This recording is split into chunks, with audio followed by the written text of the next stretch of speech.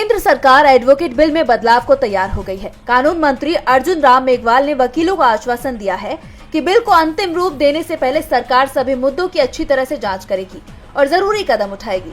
दरअसल इस विवादास्पद विधेयक को 13 फरवरी को विधि मामलों के विभाग की वेबसाइट पर सार्वजनिक परामर्श के लिए जारी किया गया था।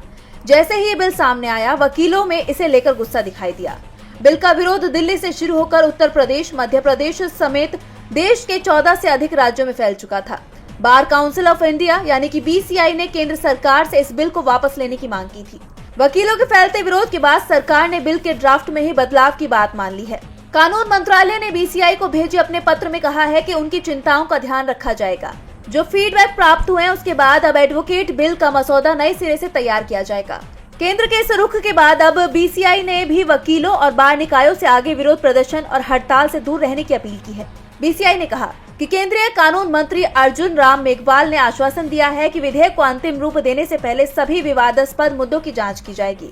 दरअसल नए बिल की धारा 35A वकील या वकीलों के संगठन को कोर्ट का बहिष्कार करने, हड़ताल करने या वर्क सस्पेंड करने से रोक लगाती है। इसका उल्लंघन वकालत के पेशे का मिसकंडक्ट माना जाएगा और इसके लिए अनुशासनात्मक कार्रवाई की जा सकेगी।